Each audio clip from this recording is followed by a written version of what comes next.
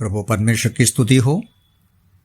थोड़ी देर के हमारे मनन के लिए आइए पढ़ेंगे यूहन्ना का सुसमाचार 3 अध्याय उसका 36वां पद का शुरुआत का पद। जॉन्स गॉस्पेल चैप्टर 3 36 का बिगिनिंग। जो पुत्र पर विश्वास करता है अनंत जीवन उसका है। प्यारों, पिछले 2 हफ्तों से हम विचार कर रहे थे प्रभु यीशु मसीह किस प्रकार निकोदेमुस को अनंत जीवन के बारे में समझाना शुरू किया। हमने देखा कि प्रेमी दयालु परमेश्वर मनुष्य जाति का नाश पसंद नहीं करते हैं। वो चाहते हैं पाप में अपराध में मरे हुए लोग जीवन पाएं। हमने देखा इस अनंत जीवन मतलब क्या है। 2 बातें देखा कि अनंत जीवन का मतलब ईश्वरीय जीवन को हम अनुभव करना या ईश्वरीय जीवन का भागीदार बनना, परमेश्वर हमें वास करना, हम मसीह में वास करना, ईश्वरीय जीवन को हम अनुभव करना। दूसरी बात यह था कि अनंत जीवन का मतलब परमेश्वर के साथ एक व्यक्तिगत संबंध में आना। दूसरे शब्दों में अनंत जीवन का मतलब ये नहीं है कि हम कुछ विशेष प्रकार का ताकत पाएंगे। यह है उससे बढ़कर परमेश्वर से हमारा व्यक्तिगत संबंध होगा। उसका वचन को हम पहुंचानेंगे, उसकी इच्छा को पहुंचानेंगे, उससे नजदीक का करीब का जीवन को हम अनुभव करेंगे। 3 और 14 बात को देखकर आज हम इस विषय को बंद करेंगे। 3 बात हम ये जो वचन में पढ़ते हैं, जो पुत्र पर विश्वास करता है अनंत जीवन उसका है। मतलब अनंत जीवन आज ही हम अनुभव कर सकते हैं। ऐसा नहीं है कि हम आशा रखते हैं, ऐसा नहीं है कि भविष्य में शायद हम अनुभव करेंगे। यीशु मसीह बोलते हैं जो मुझ पर विश्वास करते हैं अनंत जीवन उसका है। 5वां अध्याय में भी इस बात को हम पढ़ते हैं। मैं तुमसे सच सच कहता हूं 24वां पद में, जो मेरा वचन सुनकर मेरे भेजने वाले पर विश्वास करता है अनंत जीवन उसका है और उस पर दंड की आज्ञा नहीं होती। 6 अध्याय का 47 भी देखिए। 6 अध्याय का 47 में भी हम इस बात को पढ़ते हैं, मैं तुमसे सच सच कहता हूं जो विश्वास करता है अनंत जीवन उसी का है।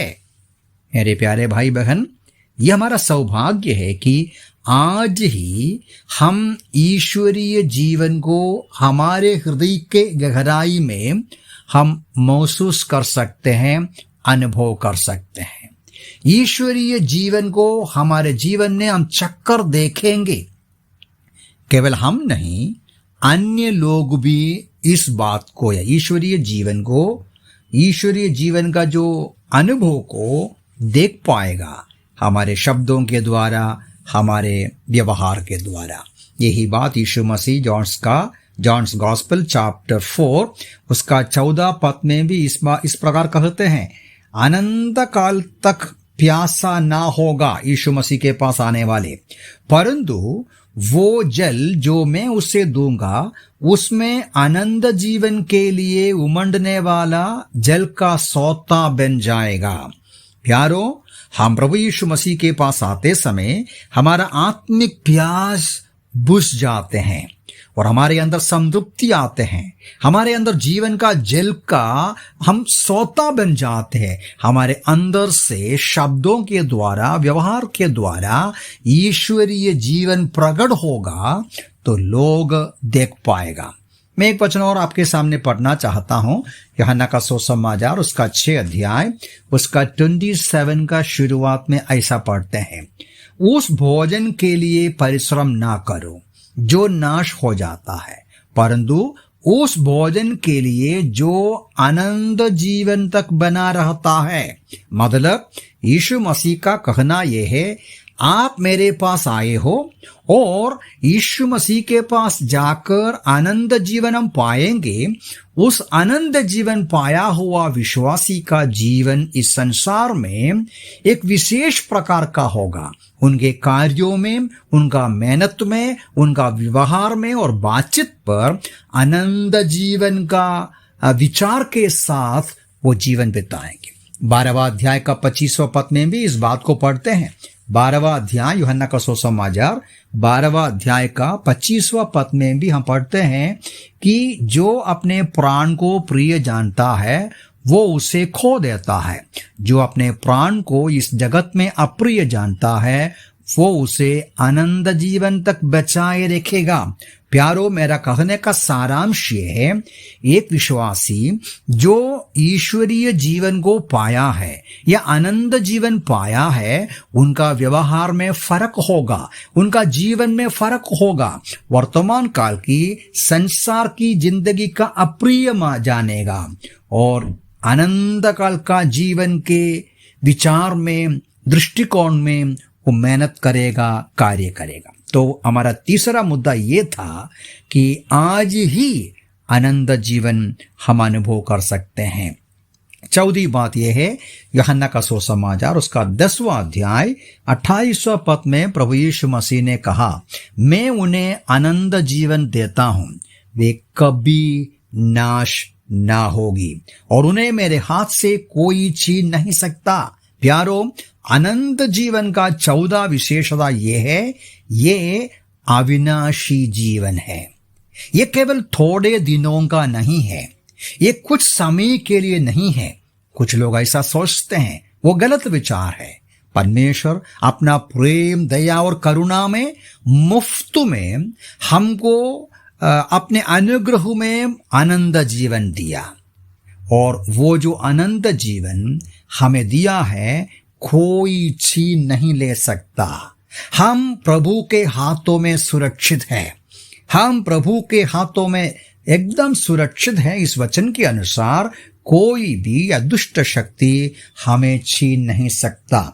यूहन्ना का ही 6:40 में इस प्रकार यीशु मसीह ने कहा, यूहन्ना का सुसमाचार 6 अध्याय उसका 40वां पद में, क्योंकि मेरे पिता की इच्छा ये है कि प्रत्येक जो पुत्र को देखता है और उस पर विश्वास करता है वो आनंद जीवन पाए और मैं स्वयं अंतिम दिन में उसे जिला उठाऊंगा। मतलब एक दिन हम मर जाएंगे, हमारा शारीरिक देहांत होगा, हमारे शारीरिक मृत्यु होगा, लेकिन यीशु मसीह बोलते हैं मैं उसे जिला उठाऊंगा।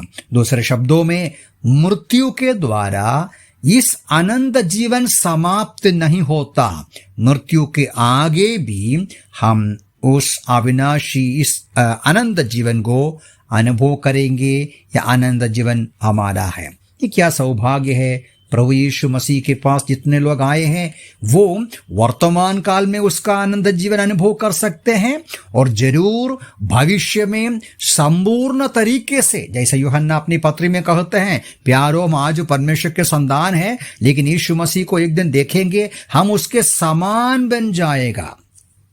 हमेशा का जीवन हम मृत्यु के आगे भी अनुभव करेंगे। इसलिए एक बार पतरस ने कहा, प्रभु जी आपको छोड़कर हम कहां जाएंगे, किसके पास जाएंगे? आनंद जीवन की बातें तेरे पास है।